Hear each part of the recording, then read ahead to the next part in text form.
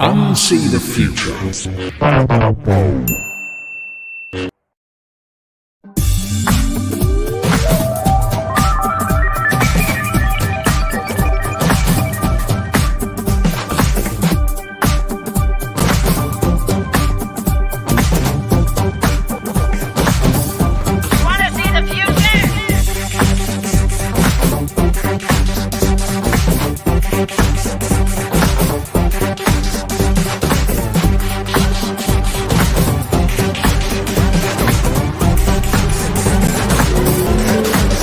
Let's do this, gang.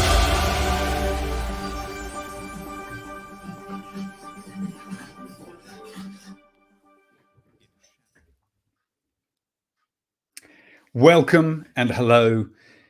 Hello to, welcome and hello to, it's fine. Unsee the future, the Hopeychattybits with me, Timo Peach, in which I meet artists, solarpunks and changemakers, reimagining the stories we think we're in. And you're in for a treat this week. Every week, I bring together people who are helping me think differently about the narrative structure in our brains, the way we try to make sense of stuff, and what purpose art can even freaking have in times of crisis.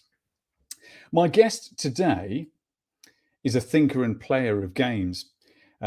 She is a strategist, cultural historian, social engineer, and a metamodernist, pushing for more radical and imaginative visions to tackle wicked problems, she says.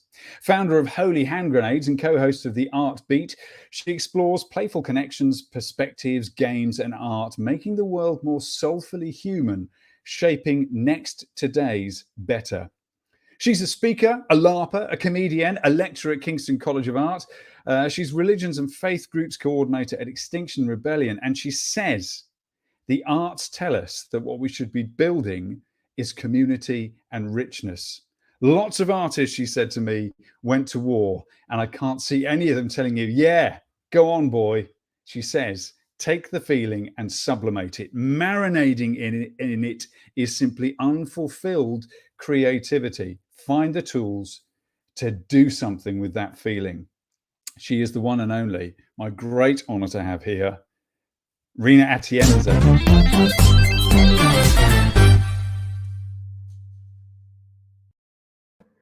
Hi. Great pick. Windswept to the left. It's good. Yes, we'll do that. Hey, mate. Thanks for joining me. Welcome. Well, it is 9 a.m. in LA. It's midday noon in New York. It's 5 o'clock tea time in Bournemouth. Where in the world are you, Rina? I am in London, also known as the Big Smoke. It is, isn't it? You're on a particularly groovy part of London, I think, although an awful lot of London seems quite creative. Where are you? I'm in a meeting booth in a building called Here East, which is the former media center during the Olympics 10 years ago, the London Olympics. It is. But not hosted in 2012. Yeah. In Hackney Wick, in a place that is doing that thing that gentrification does at the beginning, where it's great, where artists move in and make things that are quite poor and run down and forgotten about a lot more interesting, right before the developers then go, oh, thanks very much. Yes, definitely in that liminal spaces of old Hackney Wick, new Hackney Wick, the gentrified bits, and the roiling, ongoing battle for the soul of the area, right? Like, what is culture? What is community? What is living in a nice place where you don't necessarily encounter troubles as such. So there's a local paper around called The Wick. Hold that thought. Hang on. You have a copy. All right. Look at that. And I do like the tagline, keeping the creative flame alight. It's great. I'm not in Hackney Wick, but we had a legendary bender of a creative weekend in London a few weeks ago, because we are indeed mates. And it was a great bringing together of worlds, which is what you do, I would observe. You are a connector of people and ideas. What do you make of that? I think it's I've had to claim that. When I was growing up, I was just interested in many things, because when you're in education, and my primary school education is in the Philippines, but my secondary education is in London, because I moved to the UK. And it's quite strange how you're exposed to all these subjects: art, English, science, history, mathematics. And so you're kind of looking at all these different subjects, and then at some point you're told to curtail that and just like focus on one or maybe three, like the whole specialization. Yeah. And I just didn't really feel inclined to just choose. I mean, I did, I have like a core interests like art, English, and history, fantastic subjects. But I've always loved adding to that, Mm. yeah, to that selection. So you're called generalists now, fancy terms for it previously. One would like to be a polymath and Renaissance person, but it's just curiosity, right? It's just Yes. curious because life, there's lots of life to live and to lead. And I know I just follow what falls in on my pathways, and I've been fortunate enough to that it's varied. So I think it's just that it's just uh, other metaphors mean like being a little bee, kind of cross pollinating and going from one flower to the next, checking out all the different pollen and making something out of that. You are a bee, aren't you? In that sense, the cross pollination is a phrase you use quite a lot. And you're saying a generalist. That's such a boring word for somebody Oh, who that's what. doesn't fit in. And there are increasing numbers of us who identify as just not fit in the boxes because A, does anyone? B, some of us are wired to be more about making connections than specializing, right? So you're a connector in that sense, and it led you into art history, which I find fascinating. I, I think that's probably a neat version of it. The connector is comes from one. I'm born in a big family. I'm one of Mm, six siblings. My father's one of 11 siblings. I'm oldest one of nine. So you are born into a network. So yeah, you need to map out the relational ties and your place within a wider identity set, I guess. yeah, And so that's the childhood bit. Now, how I ended up being in art history was probably more of an accident. I was meant to study history at university, but I didn't get the required grades, shock horror to my 17, 18-year-old self at the time. And University of Warwick called me because it was my second choice university and offered art history instead. And so I remember this, it really was like art history. What's that? And I yeah. What even is that? I mean, obviously, it's straightforward art history or the history of arts. I think I was just set on studying history Yeah, as a career path, and sometimes it's about the no plan happens, or mm. plan B, plan C, and I said yes because part of the kicker or the incentive was that you get to live in Venice as part of that term and I learn mean, Italian. Oh, yeah, I mean, sure, when let's you're go. 18, that's what your life turns on. Is it little details like that in curricula? Going, oh, by the Travel. way, also second year Venice. Yeah. And so I went, and the beautiful surprise of field trips and being exposed to visual culture in its many forms, from castles to paintings to brick walls. Honestly, brick walls, Yeah. uh, and yeah, all sorts of museums and cultural buildings of sorts. Now, that's interesting that you're, growing up in quite an academic culture, setting your heart on the correct thing to do, Right? and Yeah. that one little academic wonk from history to art history, I observe has changed your life. How did it change your outlook as you didn't just swan around Venice, but what came into you as you were Yeah. learning? I love it. Academic wonk. Great. Like, um, how I think I've always loved stories and storytelling. So history is that Hmm. stories, like storytelling about who we are, what identities and communities we belong to, and what roles we play. And if I'd studied history, I would have looked at a lot of text, right? Hmm. Books about the written accounts of what happened before, how other historians interpret what happened in the past and making sense of the past in order to define um, explanations of why things are the way they are now, and maybe some lessons for the future. And I think the art history one just made you. look instead at um, well, the very visible and visual aspects of culture, of history. Yeah. So I think it's starting from not from the text, but I guess physical context of, oh Yeah. yeah, we're in it. So it's not Yeah. so, and of course, text and history books, textbooks are still part of that, but Yeah. it's really making you look with your own eyes, and putting you, like, immersing you in, oh, here we are in the museum, and here's this painting. So I think there's something important about the visual aspect of stories. So it's That not well, just oral or yeah. told, but seeing it. Yes, and linked inextricably, you're saying there, to embodiment, that you have to travel to places. And especially if it's a fresco, it's essentially part of the historic building, not just hung in any old gallery. Yes, and sculptures and Yeah. gardens as well.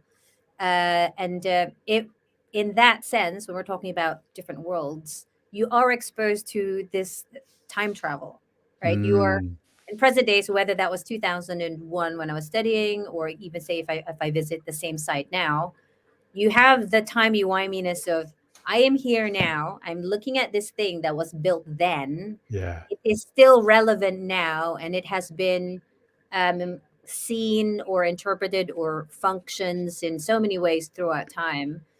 So you're exposed to many worlds, not just your current reality, but the realities of then, and how time is ongoing, and how really society uh, changes and doesn't change.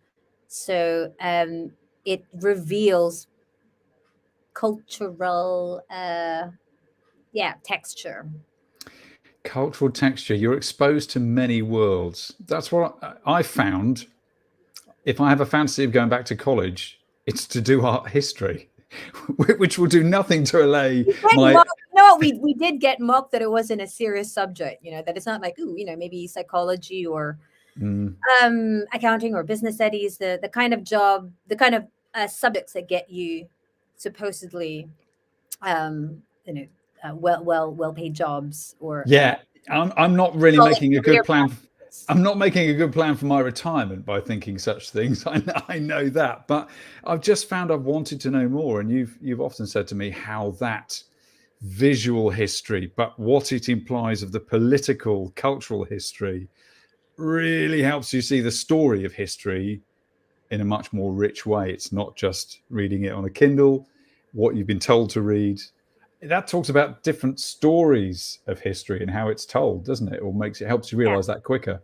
it's really strange that it was, not that it was maligned, but my fellow students definitely did mock me that for my exam I was just looking at slides and looking at pictures and writing about them, What's rather that then? than You're just actually looking at pictures, are you? chemical engineering formulas.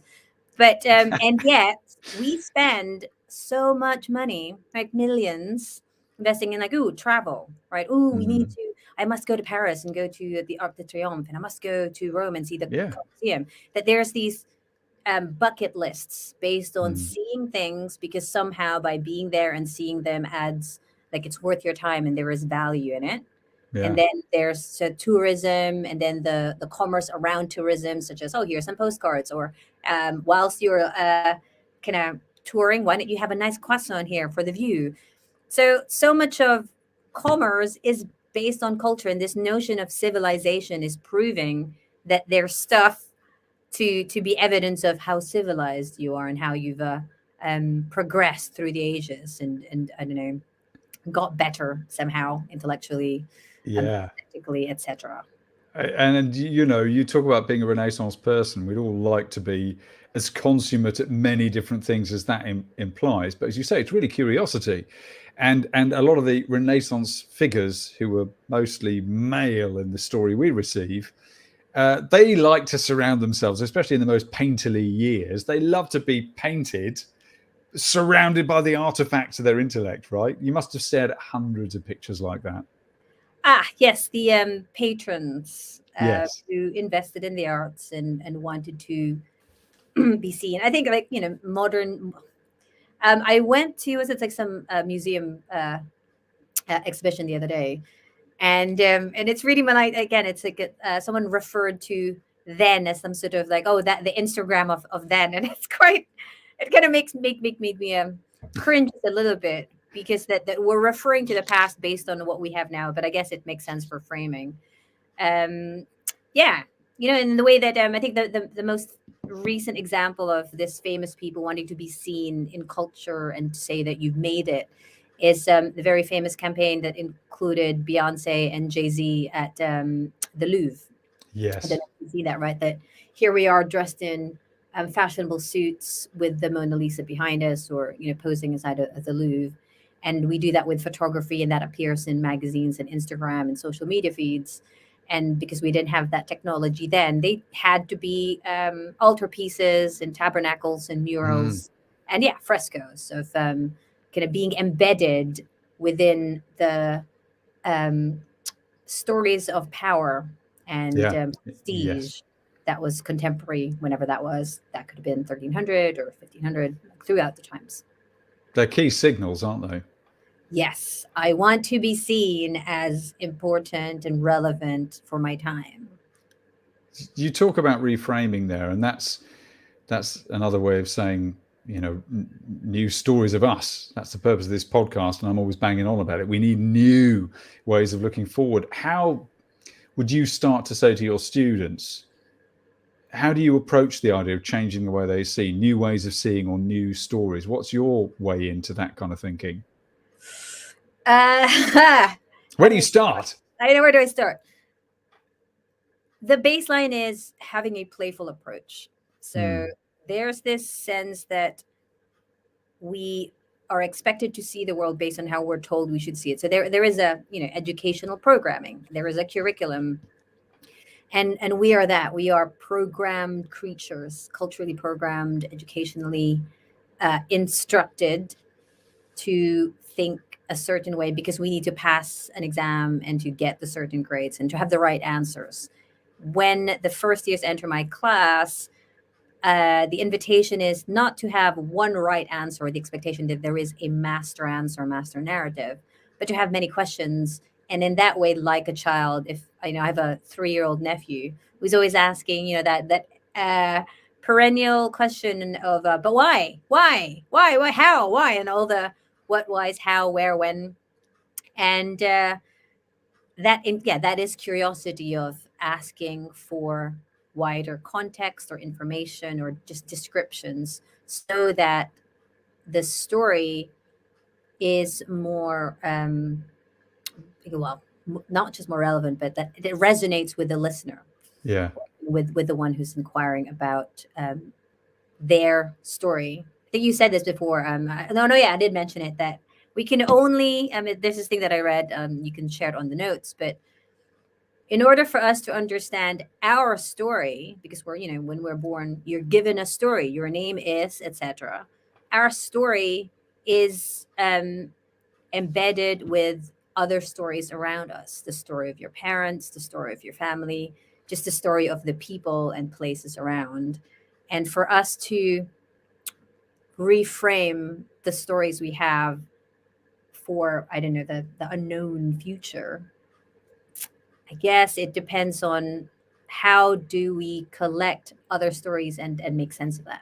And I think that's why we're a little bit overwhelmed, because we've never been a networked species before. Yeah. So there's just a lot of connections, quite literally and symbolically, with all the different channels or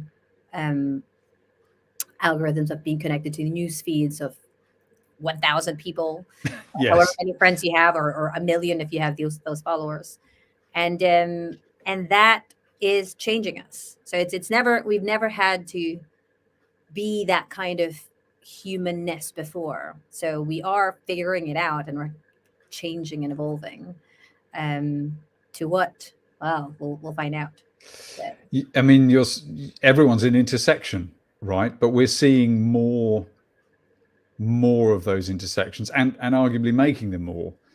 You've got this lovely image of the idea of that offhand comment from Doctor Who about timey-wimey. It's all a bit blurry, timey-wimey. I mean, that phrase just seems to so relevant to complexity and the way we're trying to make sense of where we fit in this three-dimensional, non-linear sort of truer experience. Is it a truer experience than we've had in previous generations? I don't know. There's another quote that I always like referring to. It's by this cultural historian named Clifford Geertz, and he talks about having thick description of, he's a cultural anthropologist, so Right. studies through observation humans in situ, like in the village or in their native setting, and they say that we are meaning making machines, and our stories, we weave meaning into our existence and through stories, and I know that we call it World Wide Web and the internet's about being connected. It does help to have an understanding of different metaphors too, so that we can grasp at the many types of stories. Because it's not just a human story. There's also stories of how insects are or how plants are. There's just these. Yeah, it's like a weaving, not just a weaving of different threads. Yes, a weaving of different threads, and allowing that in through curiosity. Now, you're not just a teacher.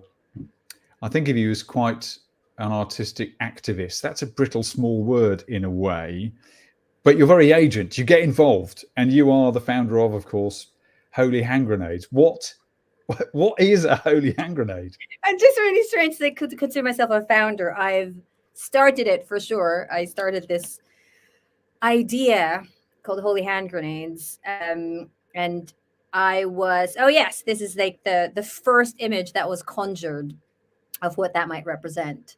And as per the name, there is a hand. It is holy because it's in a mudra, so the hand gesture is a benediction sign. Yes, I And noticed then, that. yeah, and there is a grenade. But you think, hey, because obviously you can see the pin there, but it's obviously not a metallic object in its entirely. It's a fruit. It's a pomegranate with seeds.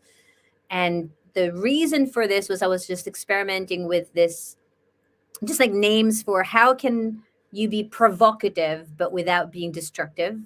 How can your provocation invite contribution? And so we were just joshing around with some mates, and one of my friends realized, hey, do you remember the Monty Python sketch with Holy Hand Grenade of Yes. Antioch? And I thought, yeah, that could work because it's quite like something that's within your digits. So these fingers or these digits, like numbers, that you can extend or throw out there. People say like, "Oh, I've got a truth bomb to share," Yes. or just throwing it out there. Thought, like, oh, just like, yeah. So the idea of like exploding a truth bomb and a thought grenade, but that those thoughts aren't harmful where possible, but that they would be more generative, more creative, more fruitful rather than fruitless debates. And so I was playing around with that notion and Holy Hand Grenades when I kind of dwelled in it as well, remembering that the grenade, the weaponized object that can maim you, is modeled after the fruit, grenada, pomegranate. So I thought, oh, that's really weird. Did someone just look at the pomegranate and think, hey, think what kind of mind creates weapons and it just What makes we sense. could do with this, right? This symbol of fertility and feminine power is make it blow up. Make it masculine, make it weaponize it, and because it's like a machine. So there's just something strange to me about the context of how we have taken nature, Yeah, and then maybe the benign aspect of it has been maligned, and so I wanted to reclaim the origins of that, so that when we talk about, we're just debating here, we can actually be real and say we're not. People aren't really yeah. debating at the moment on such hell sites like the Zuckerberg space, because it's not built for debates, and it's No. not contextualized as debate. People are just actually triggered and fighting. And so I was also, the Holy Hand Grenade came from wondering about, what we do with these hands and how we have this phone. And it's like, this is what happens, like, outrage. So we kind of tap, and then we're like frantically using these thumbs. And so this very notion that we're triggered. So like we're always firing these off from thoughts to kind of this device, and you're just triggered because you're loaded with these ideas and your emotions. And then I kind of was thinking that because in Marshall McLuhan's sage advice that the medium is the message, this medium, we only use these two fingers. If you observe around, and it kind of conceals the other three, and so you're using two digits. What do we do with all these three? So you're a musician, and you know that dexterity and something is triggered when we use all of these through. If I could properly, if I could use them all properly, in theory, you're right. Jazz hands, twinkly fingers, and then these are digits, and we're operating in a space, a hyperspace called the digital space of ones and zeros, and we're using these fingers. But also, I practice yoga, and I know from esoteric studies that fingers also have symbolic meaning. That there's mudras, so the whole kind of holy, sacred symbols that you do, with your hands, prayers, and that there's also attributions of whether a finger is Saturn and Jupiter, and So I thought to myself that maybe we are responsible for some of this discord that happens online, because we're constantly firing off weapon, just or mindless, maybe mindful, just some kind of thoughts. We're triggered, and then also I don't know, like we're kind of not really using these other three, and what that could mean. There's there's lots of symbolism in it. Symbolism with fingers. The idea that when you're pointing at someone, you're actually pointing at you first, like three pointed to you. So I explored all of this like writing and symbology of fingers, and then that's why I thought the icon of reclaiming a piece, like a social object that you can throw out there, but throwing it with better intentions. And hence the pomegranate that has thousands of seeds, and it has sacred connotations in different types of faiths and beliefs, and it shows up in it's a theme that actually does show up in art, in paintings from centuries back. There's I'm looking at a painting here of Christ infant being held by Mary, surrounded by child, by very obviously sort of 1600s courtiers, not really dressed biblically, and he's holding a pomegranate. If for those watching, if I zoom in, there he is holding the Holy Hand Grenade. Well, a pomegranate, so holy fruit. And there's other symbolism here of whether in some art historian circles, the pomegranate represents the heart and its ventricle. So I was just really curious about creating something, right, physically that can have virtual or digital presence, but that there's this another historian, cultural historian that I follow, Edward T. Hall, this notion of extension transfer. With our hands, we extend with a tool, and then we're able to transfer like wands or like pens with a mobile device. So to kind of have some intermediary objects so that we transform weapons of anger into something, just a catalyst or something generative that might invite more conversations, and not just one story. Like you might start off with one story, but realize that there's many facets or 6,000 types of interpretations within that theme. So Holy Hand Grenades. It's such a rich thinking, and it is at its essence. Holy Hand Grenades is a thought emailer from you, isn't it? It's it's a thought starting emailer. Yes.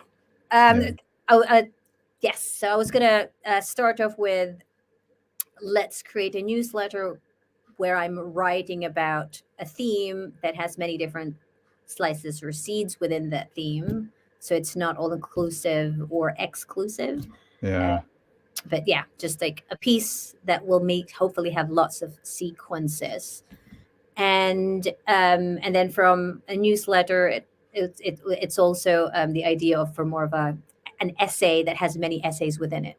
Yes. And again, it's challenging the short-term nature of our current media, where everything has to be pithy and here's like a 140 word tweet, or he's just like a brief post.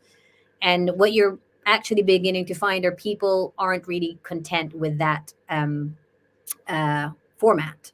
That's why you're getting all of these. Ooh, here, follow this thread of one sentence that's like 20 threads, or Instagram posts that are becoming pictures for really lengthy essays. That's Yeah. not for format. Or people say, or here's a link to something longer.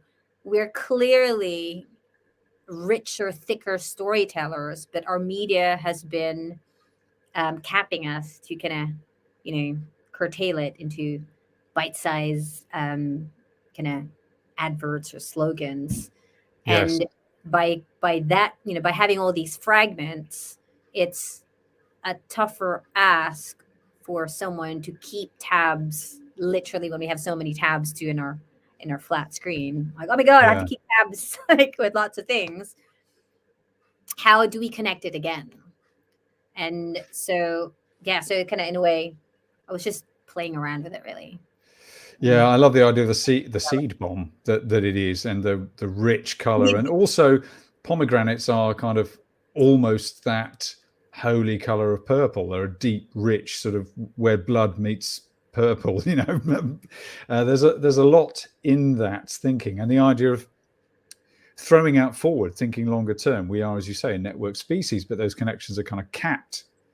I'm interested in the language you use there. You bring together lots of different types of language, from religious language that's clearly present in historic power and how that's reflected in historic pieces of art, paintings in particular, sculptures, the signals they are.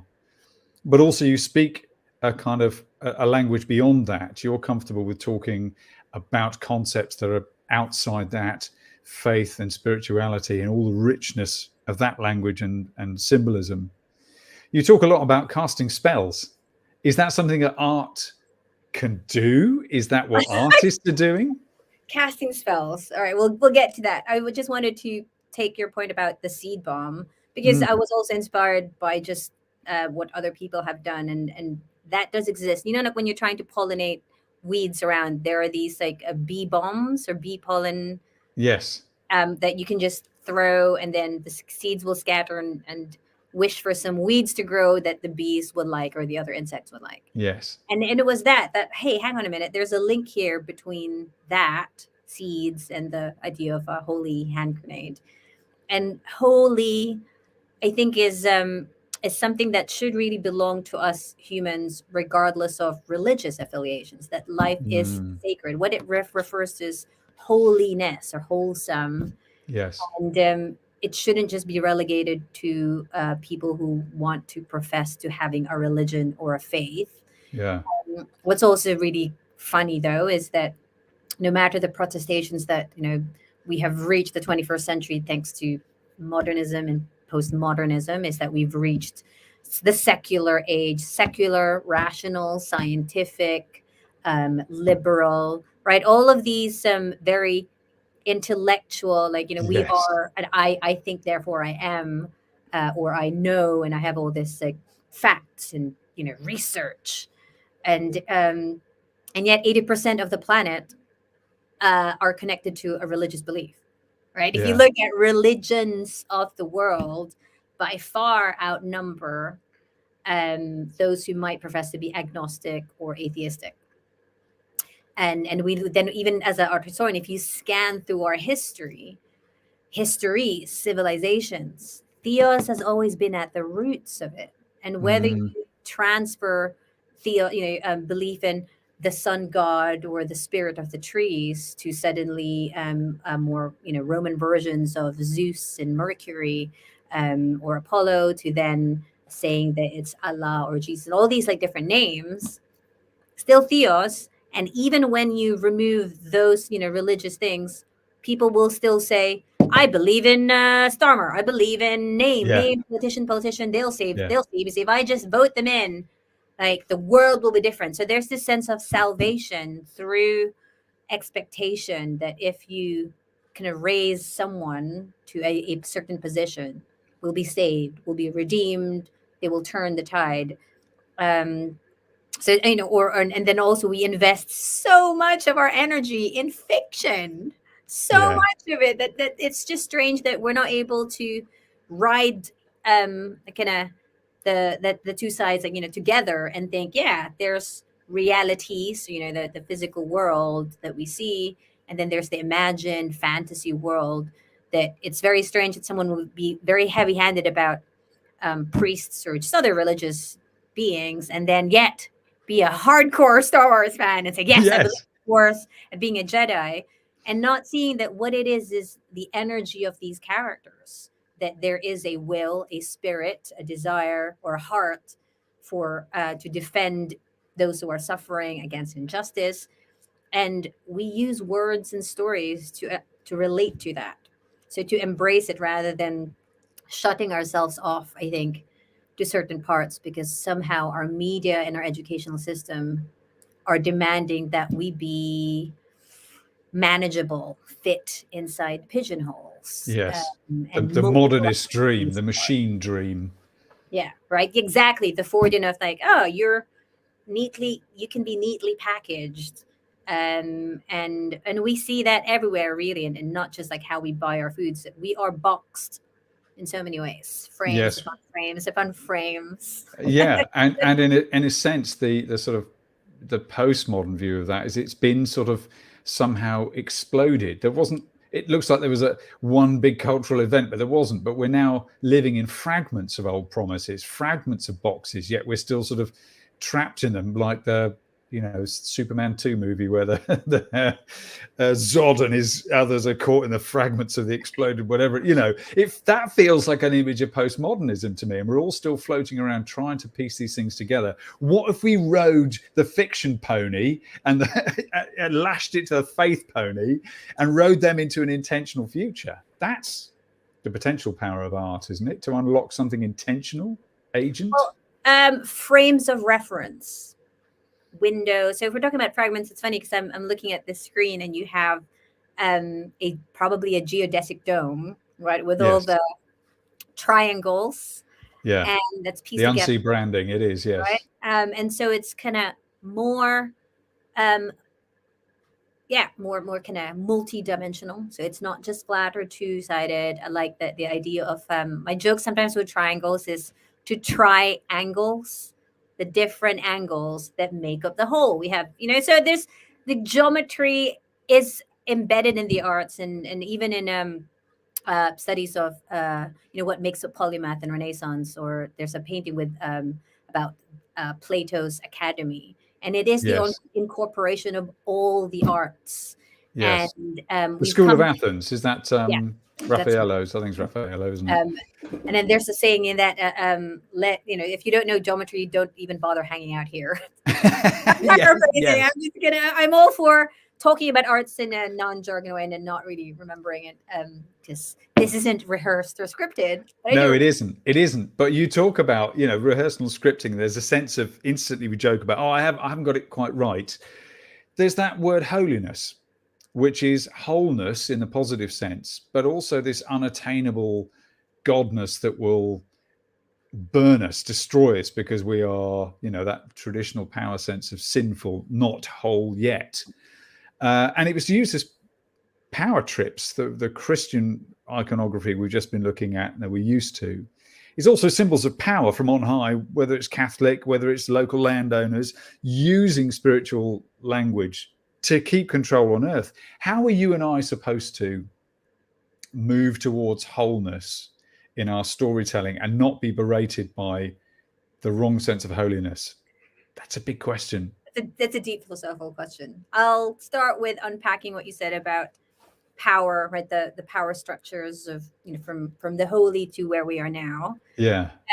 As someone who's kind of seen it through paintings, but also just understanding the transition or transformation from, um, village chief, right, to prime minister, president. A lot of that is still this notion of divine right to rule. Yeah. So we want, the progression to then from local leader to becoming, king or queen. They were able to do that, and in terms of theological roots, because of this notion that my power is divinely granted, anointed from above. So there was consensus of a belief that there's higher powers that grant um, kind of some sort of destiny to certain people Yes. to wield Yeah. that power. And then we said, hey, we question this bloodlines thing with kings and queens. We want, but that still, the transfer of power, so from higher power to then consensus power of, like, on earth, the population, it's still that. It's this notion that we anoint through voting someone. And even then, that's a bit hazy now, because I think there's this point of, like, they're not really, they don't really work for us, but it's just there's a lot of assumptions now, and kind of lost um, responsibility, because we just kind of relegate and delegate, like, oh, someone else will sort it out.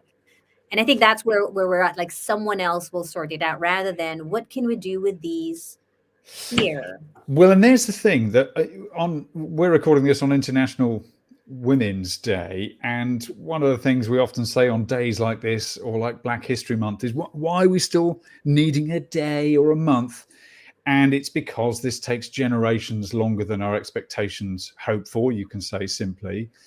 But is that true as well of the individual? That we keep talking about individualism, yet we're all really fed up with individualism, because it puts this impossible weight on our shoulders to actualize our lives. And in the end, we do want a savior or an avatar of some kind. We want the superheroes to come and do they might be weary, but they'll still come and save us because they're gifted from on high with special gifts, which we aren't. But surely the invitation to our generation being networked while we're goofing around on Facebook is actually to actualize us as individuals, to take that step up, to become those actual more godlike. Who wants that job? I believe Carl Jung talks about it as collective individuation. So it's a bit of a spiral, maybe, kind of like doing handiwork there now. That it's not this binary, this or that, Yeah. right? Separate ones and zeros, but in a way that life is symbiotic, or mutually, like, there's mutualism and parasites, but there's the weaving again. We just have two lines, and this idea that I am me, and then there's an other, so my father or my brother, my sister, whatever that is in society, and that it's not either or. It's I don't know, it's sort of together. There's a togetherness of how we intertwine. And is that part, just to jump in, is that part, do you think, of why the perfectionism, the tyranny of perfectionism that shot through things like socialism, but also the eco movement, that sort of shoots down any unrighteousness far too instinctively? I feel it happened in me. No, don't do it like that. But do you think that's part of of why our message to participate fails? Because we still treat it like a binary. You step up, you be the hero. That's weary. But if we were called to take part in the weaving, is there a way that would seem, is that what we should be doing? Take part in the weaving of something? To appreciate the many threads, that Yeah, the bigger picture, I suppose. exactly. The different types of lines, timelines, Yeah, lines of perspective, lines, so many. um and like, there's talk of, like, trans identities, and I want to yes, focus on, like, well, trans is cross. That's what the root word of that is, the yes, crossings, the meshing, and what was I going to get back to? You're, like, talking about, like, the purest stuff. I think that's a hangover of theos, right? Because Yeah. we refuse to talk about the holy, right? Yeah. Oh, that's just for the religious nutters, rather than it is our right, holiness. So this is You're artwork. holding it up, holding up the brilliant sculpture of the Holy I know Handgrenades.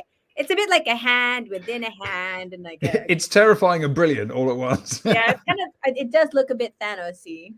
It looks very Thanos-y. It's a green hand. Right, but in a way, I think that's quite perfect because it is a holy benediction, and it's Yeah, it's like a he's just genuflecting, holding isn't it it? on But it, while and holding it, it's just a fruit, it's and just a fruit, man. and yeah, so this I think it's a hangover of theosness when we don't explore enough where we come from. Yes. Like, oh, whether history is just for history buffs, but our roots and in a way indigenous wisdoms and tribes have always had a ritual and a culture of telling the story of where we are, where we're going, who we might yet be, Mm. destinies, and in a way, I don't know, we are still doing that, or maybe not doing it enough. But I think what we're not doing enough of is talking about the sacredness or holiness of our being.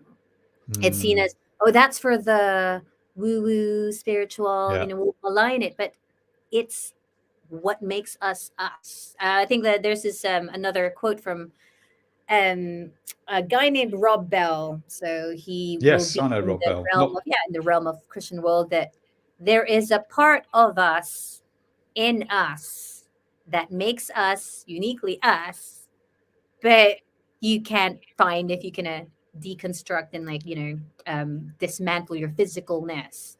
You can't find it really. You might yeah. say, oh, Timo is his identity, his like fingerprints or break, but the essence of yours, like it is, something else. You call it Yeah. spirit, soul. Don't know how other people might want to say it, but it is there. And I think a refusal to look at the holy might cap us in just becoming just down in the muck in that sense, right? Of thing. Yeah, indeed. And Let's see the bigger thing that really connects us as a whole. interesting that Rob Bell wrote a book called Love Wins, and half the Christian church wanted to tear his throat out. I mean, come on, people, get a grip. It's that idea of breaking out of the old narrative, though, and finding that love is underneath everything. This is something that psychotropics can help us realize, and everybody thinks that's just some chemical thing. But people walk out of those experiences saying, yeah, what the hell's the point in fighting? Everything is one.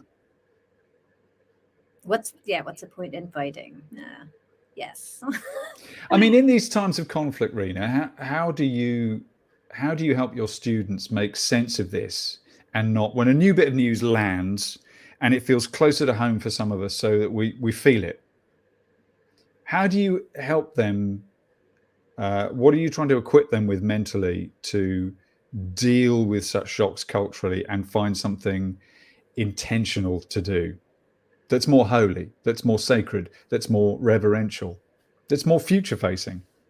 Ooh, I just hold the space. So I have a classroom. So I hold the space or create a space, a sandbox where hopefully they can ask questions and within themselves feel safe enough to grasp around the subjects and ask questions. What about this? And then also come out of their shell or bring their own stories take it out to the table and see that with other people's stories and see the patterns and like, Mm, oh, that's very different to my story, or that's very similar. And then you can see that. And then based on experienced stories with other stories of what theory, culture, creativity is. So, yes. oh my gosh, maybe I'm in a sewing class. I Just think, I think you're absolutely in a sewing class, sewing silver threads yeah, together, my yeah. friend. A bit of a Rumpelstiltskin. Yes, I guess. I always like to joke sometimes that I'm a bit of a Rumpelstiltskin, and like, here's a straw, clutching at straws, and then like somehow you're kind of, oh look, it's a golden thread, wicked, and then you kind of figure out, oh, I need to kind of do something with this thread and sew it again with something else. But also, you are doing that very solarpunk thing of where solarpunk gives us narratives that are alternative futures to work into. Actually, speculative fiction of a positive kind. There's that lovely quote. I don't know if it was Adam Flynn or someone else who said, "Move quietly and plant things." You are an immense seed planter, setting off your holy hand grenades. I think sometimes the being silent about it might mean that you're on the fringe, Yeah, unnoticed. You don't necessarily have, it's not a fame game. yeah, And one just so okay, so the game metaphor to that is you just have to play the resources and the cards that you have. yep, And that's why I'm a great advocate of board games, and not just I know people will think immediately Monopoly, Risk, and there's the usual default games that Woolworths or WH Smith will sell, but more complex games like Settlers of Catan, where it's about victory conditions and yeah, building things, or Carcassonne, and a variety of other rich types of games. It's rehearsing and teaching you how to just have a good head, like a sense of humor, enjoy it, be playful, and relate well with other players as you're just making sense of the plays, the phases, and the changing nature of your resource, of what's in your hand. Again, it's like, oh, yeah, great, got this card, play it. And then there are days when you don't have any cards to play, and you might figure that out. Maybe it's not a card game, it's a dice game. All right. So it's just yeah. really back to this. So we do have seeds within us, Yes, and there's the parable of the sower, of like where the seed in kind of biblical scripture.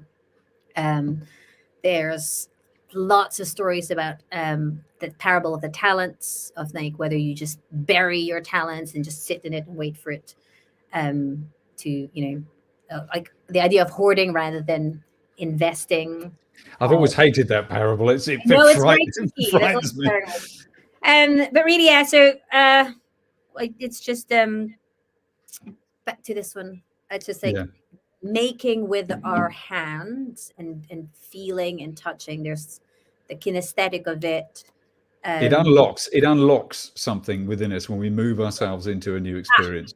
the thing with the the solar punk thing for me is that doesn't Tesla say that everything is energy, frequency, and vibration, Yeah, and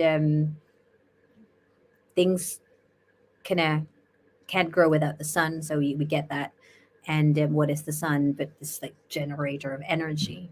And if we're trying to unlock, if I think for so long we realize, hey, we've got this like brilliant equation by Einstein, which is E equals mc squared, and how that could be like, that's the formula that creates an atomic bomb, and maybe nuclear power plants, etc. In yogic circles, it's also called as energy equals matter, finding out what matters still. But you change the C, and the C is consciousness. mm, So you take charge of your energy because you have a recognition of your material. So this physicalness, the materials around me, this phone, whatever, right? Matter, what matters to you as well. So the moves that matter, the what you find valuable, what is this matters to me a lot, and the yeah. value. And then you Following add, that energy flow for yourself. and then you add your consciousness of like and hence why meditation and certain inner practices, or spirituality, soulfulness, mindfulness, it's important, because you have to be self-aware, and part of enlightenment isn't just awareness. That's just like the entrance, like table stakes maybe. It's in what you do with that awareness. So Yes. that's the formula. It's just like, really, in summary, what you do with the energy that you have, with the time and space that you got. And I know that wars on the horizon. It's always been on the horizon. It's always there. Yeah. Conflicts have been going, and because of this, it brings it closer to the The home. We phone. like, like the battlefront is here because I Yeah, can right see there it. on your phone. Um, Mm. So look, I'm conscious as we get to the end of our time together. We've mentioned the sort of big movements that we've all grown up in, the shadow of modernism, the robot future, and the sort of shards of postmodernism, all the disillusionment that's planted so many seeds of frustration and unfulfilled promises and the stagnation of being on our own. Rina, is there something beyond postmodernism that we all feel like we're waiting for? What might that be? Wow, it is not mine.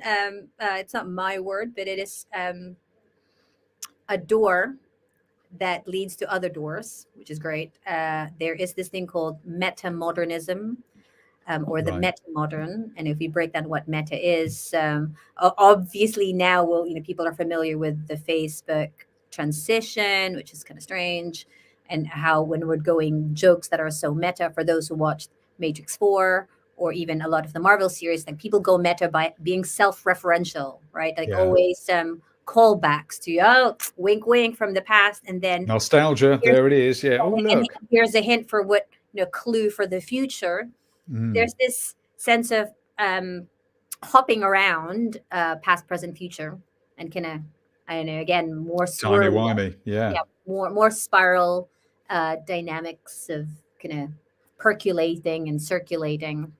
Um, Meta means to the beyond or after. So post is that postmodernism could mean after modernism.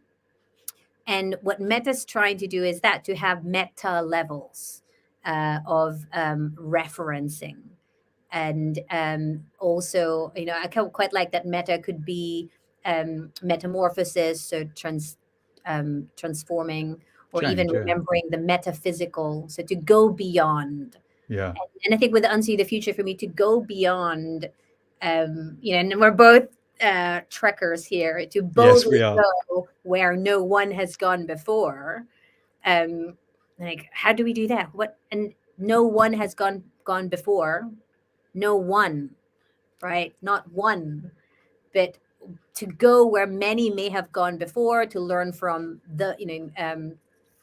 to look at before, so indigenous wisdom, or to cherry pick. So, like a bee, to really get the little bits of pollen. And then what's beautiful about the bee metaphor is that, I don't know if bees have a specific checklist as they're hunting. Oh, yeah, I need to make sure that I I collect imagine they are. They're worker bees. They've got little clipboards and yeah, hard three hats. three pollen parts of dandelion, 5 pollen parts of rose. I don't know. Maybe they just bumble along and like, blah, blah, blah, oh yeah, cool, this is good, right? And the organicness of it. And yet, universally around the world, they're hex structures. They produce different types of honey, or but there's a consistency as well to difference and sameness. There's a unity in that diversity. Mm. Um, and yeah, so It's what allowing is it's allowing yourself to trans, isn't it? To go, lateral, or to cross the boundaries, to take your thread like you're weaving across the other normal, straightforward, linear things, to allow yourself to go with that flow and follow your truth, to see what where that goes. It won't be a straight line, but you can. Is it giving us permission to be a generalist, to be a trans person in lots of different ways in our era of transition? It seems to make it more three-dimensional, four-dimensional, even, to me, the idea of metamodernism. You can have that and that, this and that, follow your truth into it. what was it?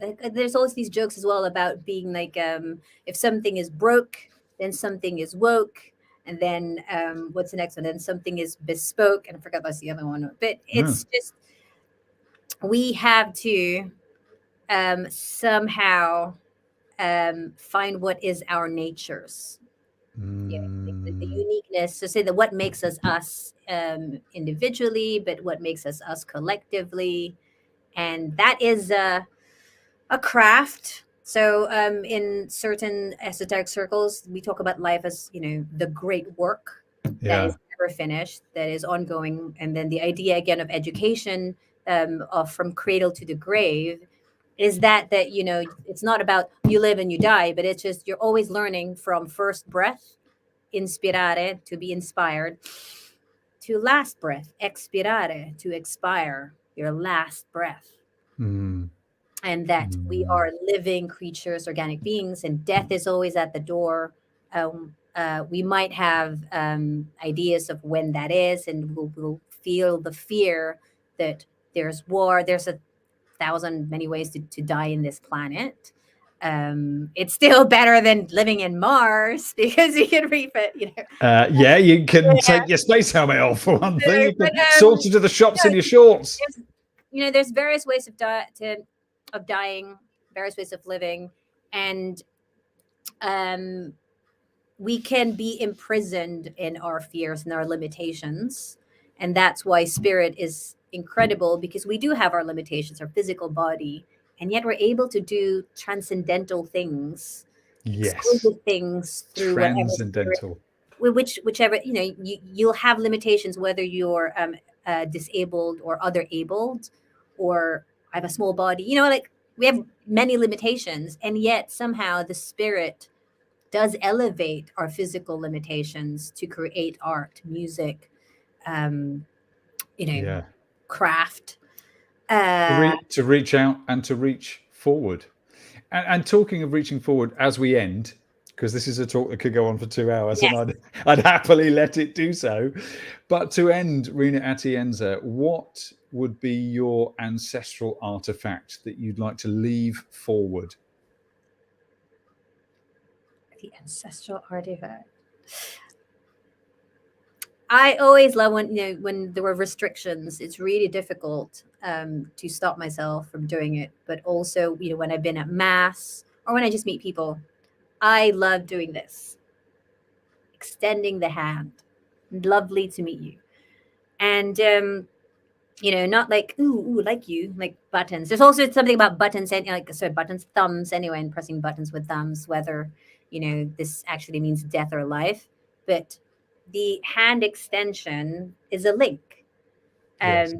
And the handshake for me is something that comes from what I will like to think with my Cherokee tribe called the Whitehead, from my kind of grandfather, is that they were a tribe who wanted to find out who the other is, the enemy, because they might be physically called the enemy, but you need to have a conversation to find out, oh, hey, that story is like mine, to find out what is common ground, sacred common ground, what is holy to you, what is holy to me. And there's another podcast on that called The Sacred Podcast by Elizabeth Oldfield. And I think that's what we need to remember. What is sacred to you? What is sacred to me? And let's talk about that. And that, hence the holy hand grenades, the holiness, the sacred, the thing that is worth living for, like an everyday. So nice to meet you. Shake hands, high five, but mostly kind of to reach out to the extension transfer, no intermediaries, but from my heart to your heart, I see your heart, I raise you mine type thing. There's lots of things you can play with that. Rina Atienza, I can't wait to be in the pub with you again. It has been an absolute joy to have you on Unsee the Future, the Hopeychattybits. Bless you. Yeah, bless you too. Much love, Timo. It's good to hang out.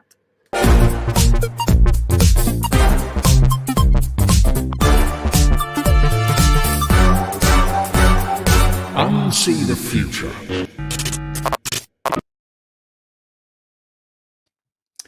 And there we are. How many quotes do you want in an episode of Unsee the Future? The marvelous Rina Atienza there. These episodes are just a starting point for you to look forward in yourself.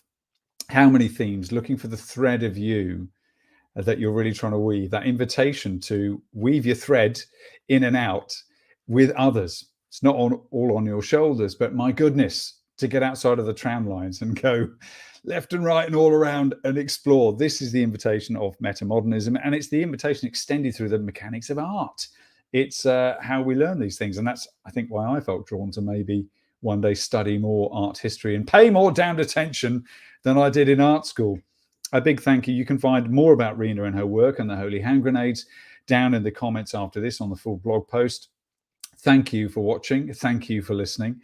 And a reminder that, of course, a certain special artist's current single is out that you can find, and you can join me at unseethefuture.com.